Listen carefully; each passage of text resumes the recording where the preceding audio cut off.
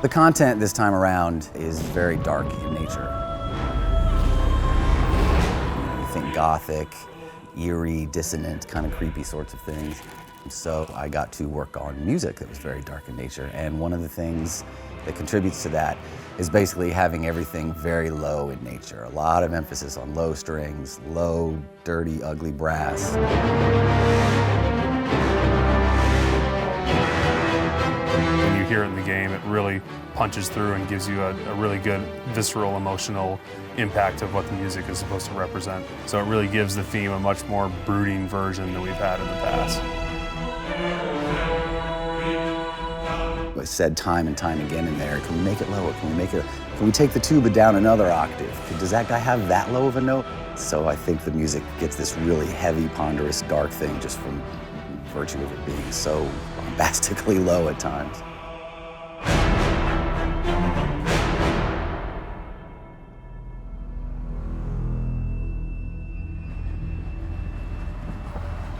This is our 4th year in Budapest doing the soundtrack for Elder Scrolls Online. We did Morrowind, then Somerset, then Elsewhere, and now of course we're doing Skyrim. At the very beginning of the process, I'm writing stuff in a computer and I'm hearing the whole thing, except that it's all fake and it doesn't sound that great. It's basically just a glorified demo. Brad sends me over what he has composed, and I put it all together in a score and in the parts for musicians. And we start replacing all the demo things. Hey, we replaced the fake violin with a real violin, the fake this with a real that. And it's the first violins at 50 that are what I'm concerned about. And they can decrescendo a little bit over those held notes. Now only one change, 137 should be forte, or quite loud. You get a sense of what the thing is going to sound like, but it doesn't really come to life until you're here and everybody gets in the seats and puts the music on the stands and starts tuning up, and you hear little fragments of melodies start floating around the room, and then, conductor comes in, tap, tap, tap, and then they launch into the first piece.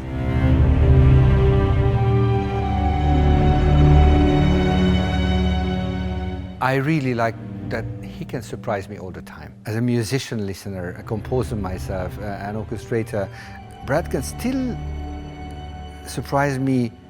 He starts a motif, he builds up something, and then in the bass line there is something I wouldn't think of. So there's always a kind of complexity to his music. Sometimes there are dissonant parts moving in their own system. If you want to listen to them as one system, they don't work out. So it brings your mind on different paths in the same time, and this is beautiful. For video games, we record mostly separately. So that means we would record strings, then brass. That way you can sometimes just hear the strings, then the brass can come in, or the choir, and it can be combined in a way you couldn't do with a complete recording, like a classical recording.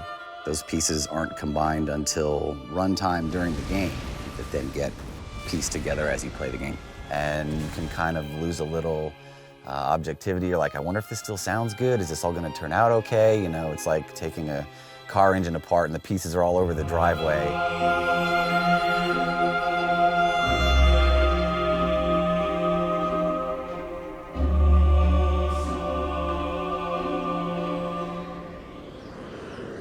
Trying to bring out the low swell for a little more menace, so there's some bep in there that you could use for that, and if you can bring the low strings up without bringing the really high strings up. Yeah, I already pulled it back. I'm going to pull it back a little more. You can maybe bring that one note down one, it jumps out a little bit.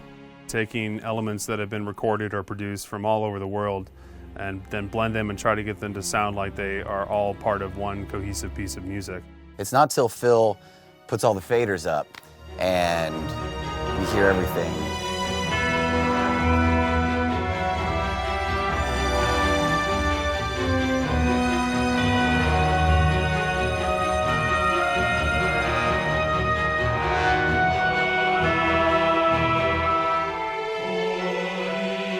Really, that's the best part, because for me, I finally get to hear it and be like, wow, okay, yeah, this is this all came together, and it's going to be okay. It sounds great. I'm going to go hide while we print this so I don't insist on quarter decibel changes.